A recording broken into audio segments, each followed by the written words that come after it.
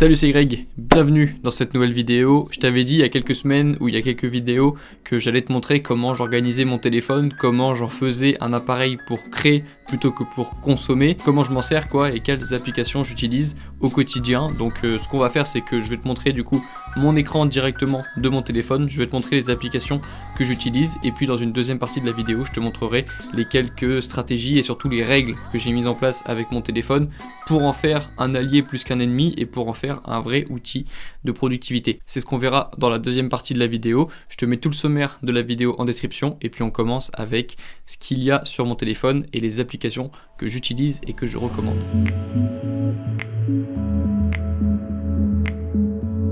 Ok, alors on se retrouve directement sur le téléphone et donc la première chose que l'on voit lorsqu'on arrive sur mon téléphone, c'est rien. Parce qu'on tombe sur un écran d'accueil avec aucune actualité, avec aucune application. En fait, si j'ai fait ça, c'est simplement parce que lorsque je verrouille mon téléphone et que je reviens sur mon téléphone et que je vois ça, je me rends compte que j'ai aucune raison de venir sur mon téléphone en fait. Je sais pas si ça t'arrive et puis ça a déjà dû t'arriver. Parfois par réflexe, tu ouvres ton téléphone et puis tu regardes des choses et puis après tu verrouilles ton téléphone et puis tu sais même plus ce que tu as vu, tu sais même plus pourquoi tu as ouvert ton téléphone, tu sais rien en fait, tu ne contrôles même plus ce que tu fais.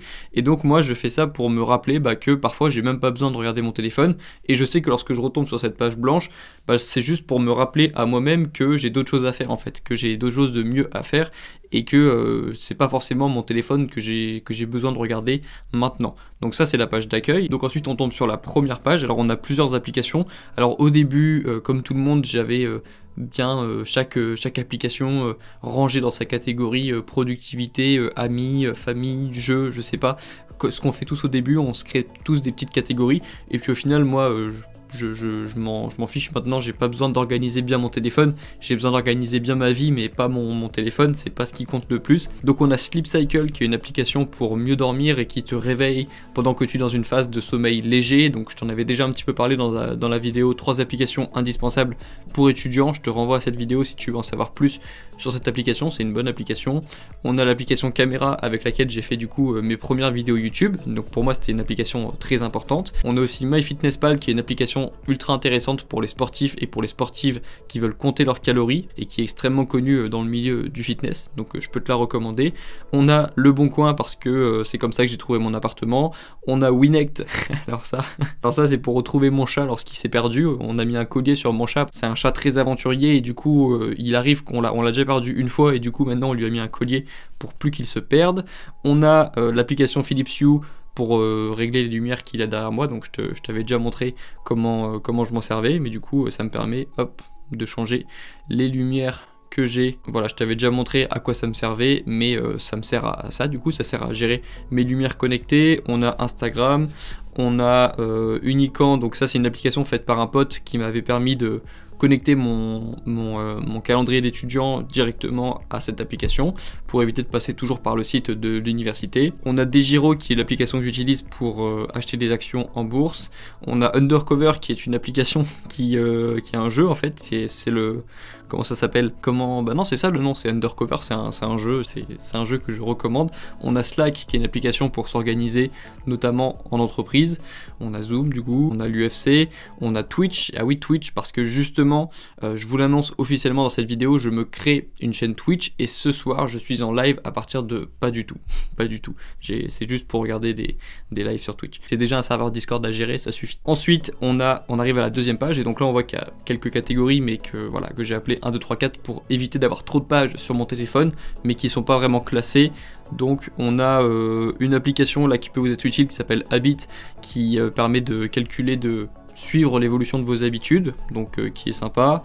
Quizlet c'est une application pour faire des flashcards, pour ceux qui aiment faire des flashcards. Moi j'utilise Anki maintenant, c'est pour ça que vous voyez que je l'ai pas utilisé depuis longtemps. Ensuite on a Moment qui est il me semble une application de méditation / respiration, donc que j'ai pas utilisé depuis longtemps mais que j'utilisais lorsque je passais mon permis de conduire parce que c'était quelque chose qui m'avait stressé et je me rappelle qu'avant de passer mon permis je faisais de la respiration pour voilà, donc là ça fait longtemps que je l'ai pas utilisé cette application mais je vous la recommande. Il y a Netflix aussi que j'ai pas utilisé depuis longtemps apparemment. Ensuite on a PayPal, Captain, Boss Connect pour le Boss QC35, on a Stripe pour l'entreprise, on a l'application DJI lorsque je fais des plans en drone pour mes vidéos qui me permet de piloter le drone. Ensuite, on a des applications basiques, Gmail, Canva pour faire mes miniatures, Notion qui est une super application dont je vous parlerai dans une vidéo prochaine parce que c'est une bonne application. Ensuite, ouais, on a quoi? On a des applications normales, les mails, les photos, les notes. Ensuite, on arrive en catégorie 4 avec Messenger, Lightroom, les podcasts comme celui-ci là que je suis en train d'écouter en ce moment. Franchement, super, hein. Je vous recommande ce podcast, je vous mets le lien en description pour envoyer de la force à la personne qui gère ce podcast. Et puis voilà, on va passer aux applications suivantes. On a Anchor qui est une application aussi pour gérer des podcasts. On a Snapchat, Spotify, LinkedIn, Audible qui est une super application du coup pour écouter des livres audio. Je vous la recommande et vous avez toujours 2 livres audio en passant par le lien en description. On a Snapchat que j'utilise très peu désormais, je sais pas vous, mais Snapchat c'est un petit peu mort pour moi. On a Spotify sur lequel j'écoute un super podcast. C'est bon, j'arrête. Ensuite on a le calendrier, on a Citymapper lorsque je vais sur Paris et que j'ai besoin de me repérer parce que sinon c'est une galère. J'ai WhatsApp pour gérer mon groupe de M2 parce qu'on a un groupe WhatsApp et on discute avec ça. On a Uber Eats lorsque je pouvais encore commander Uber Eats lorsque j'étais à Caen et que je pouvais commander des petits Pokéballs merveilleux. Mais là du coup vous voyez que j'ai pas utilisé l'application depuis longtemps. J'ai Reddit, j'ai Goodreads qui permet de calculer le nombre de pages qu'on a lues par an. Donc si vous voulez vous donner un objectif, ça peut être utile. Et on a Dawn. Moi j'utilise pas beaucoup, je l'avais téléchargé pour potentiellement en faire une vidéo plus tard. Mais voilà, pour l'instant je l'ai pas beaucoup utilisé. Et donc voilà, vous voyez qu'on arrive au bout. Juste l'application que vous voyez en bas à droite de mon écran avec le logo de l'ours, c'est l'application Beer qui est mon application, une de mes applications de prise de notes préférées qui me permet de tout noter, mes idées de vidéos, mes scripts de vidéos, mes idées de podcast, mes idées de newsletter, les citations que j'ai envie de retenir, bref, c'est mon application de prise de notes préférée et je vous la recommande du coup si vous êtes sous iOS. Et ben voilà, donc on a fait le tour déjà de mon téléphone, donc vous voyez il y a pas grande application, je sais qu'il n'y a pas beaucoup de jeux, donc ça peut peut-être vous surprendre, je sais pas ce que vous pensez de mon téléphone. Alors il est pas très bien organisé, mais je voulais vous le montrer tel quel, parce que voilà, comme je vous ai dit, moi c'est pas ma priorité d'avoir un téléphone bien organisé. Moi ce qui compte c'est d'avoir mon matériel de travail et ma vie professionnelle d'organiser et pas mon téléphone en fait. Donc c'est comme ça que je vois les choses. Et puis surtout maintenant, quelle est la stratégie derrière mon téléphone? Comment est-ce que je m'en sers pour créer plutôt que pour consommer? C'est justement ça lorsque je vous parle de comment je gère mon téléphone, c'est cette idée qu'il faut bien retenir. Ce téléphone me sert à créer plus qu'à consommer et je pense que c'est comme ça que l'on arrive à déjà reprendre le contrôle sur son téléphone et éviter les dérives du téléphone et des réseaux sociaux, éviter la comparaison excessive, éviter des complexes, éviter l'hypersexualisation des réseaux sociaux. Il y a plein de choses, il y a tellement de choses positives avec les réseaux sociaux que je vais pas dire que c'est quelque chose de négatif, mais il y a quand même des choses que je pense qu'il faut éviter. Et donc moi, j'ai besoin de me fixer des règles pour éviter justement ces dérives. La première règle, c'est que je ne prends pas mon téléphone la première heure de la journée, comme je vous l'avais expliqué dans cette vidéo-ci, ou ici, je sais plus est-ce que c'est, mais il y avait une vidéo où j'avais parlé de ça. Je n'utilise pas mon téléphone la première heure de la journée pour commencer la journée avec mes propres pensées et pas pour commencer la journée sur des pensées d'autres personnes. J'ai pas envie d'être influencé dès la première heure de ma journée. Du coup, ça c'est la première règle. Vous êtes là? C'est quoi le sujet de ta vidéo, Grégoire? C'est comment est-ce que j'utilise mon téléphone pour reprendre le contrôle sur mon téléphone. Bon bah du coup je finis la vidéo et je reviens dans... Allez, je suis là à 14-10. Ok, ça marche. J'ai des notifs Discord qui arrivent. Ok, donc je disais, ça c'est la première règle. Je n'utilise pas mon téléphone la première heure de la journée. La deuxième règle, c'est que je suis 80% du temps en mode avion et j'ai désactivé toutes les notifications.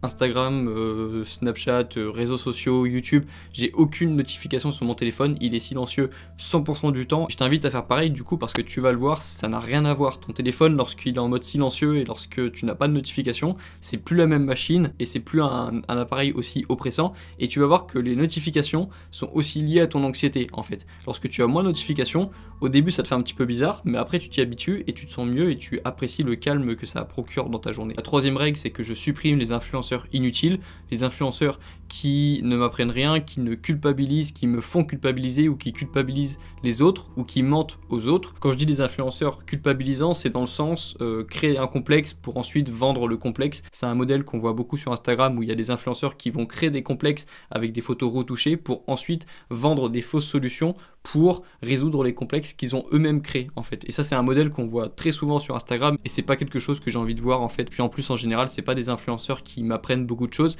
du coup je les supprime. J'essaye de vraiment filtrer les personnes que je laisse m'influencer chaque jour, c'est vraiment très important, je t'en avais déjà parlé.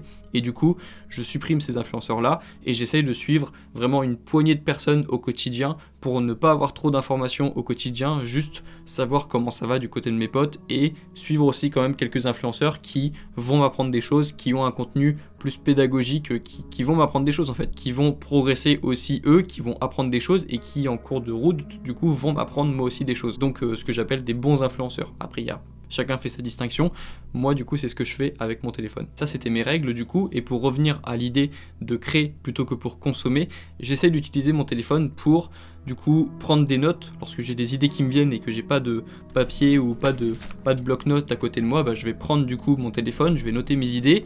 Je l'utilise aussi pour créer mes premières vidéos. J'ai créé mes premières vidéos avec mon téléphone en filmant avec ma caméra et j'enregistre aussi mes podcasts. J'ai enregistré certains de mes podcasts avec l'application Dictaphone sur mon téléphone. Pour moi c'est vraiment devenu un objet de création plutôt qu'un objet de consommation et ça fait du bien. Et lorsque je suis en mode consommation on va dire et que je consomme du contenu sur internet, j'essaye de voir on va dire à 50%, à 70% du temps du contenu qui va m'apprendre quelque chose ou alors du contenu anglophone pour améliorer mes compétences en anglais. Et du coup ça devient une habitude et maintenant je regarde quasiment que des vidéos en anglais et c'est pour ça que ça m'a aidé à apprendre l'anglais et puis à découvrir du coup cette nouvelle langue.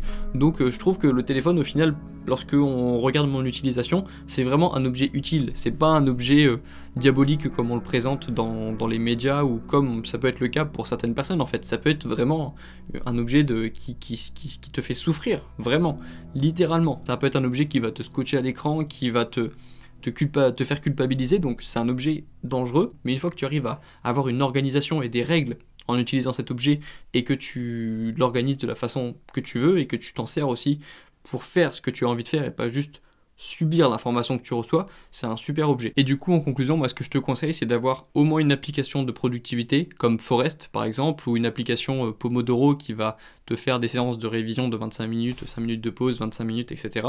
Donc une application de productivité, une application de prise de notes et une application pour créer du contenu, que ce soit du contenu audio, visuel, écrit, que ce soit pour partager ton contenu avec les autres comme je le fais moi, ou juste pour créer du contenu pour toi en fait, pour écrire, pour lire, pour voir des vidéos qui vont t'intéresser, pour écouter des podcasts en anglais, pour regarder des vidéos en anglais, mais pour faire quelque chose avec l'information que tu vas apprendre avec ces choses-là, pas seulement subir l'information et arriver à la fin de la journée en n'ayant même pas de souvenir de ce que tu as vu de la journée, de ce que tu as fait de la journée, mais utiliser les réseaux pour toi, pour apprendre des choses et pour développer de nouvelles compétences. Donc du coup, on a vu ce qu'il y avait dans mon téléphone, on a vu la stratégie que j'ai avec mon téléphone, ma stratégie de création plutôt que de consommation, et puis j'ai fini la vidéo sur ce que je te conseillais de faire toi avec ton téléphone, et puis je pense qu'on a fait le tour du sujet. J'espère que la vidéo t'a plu, je t'invite à liker la vidéo si elle t'a plu, je t'invite à t'abonner aussi pour recevoir la prochaine vidéo qui arrive dans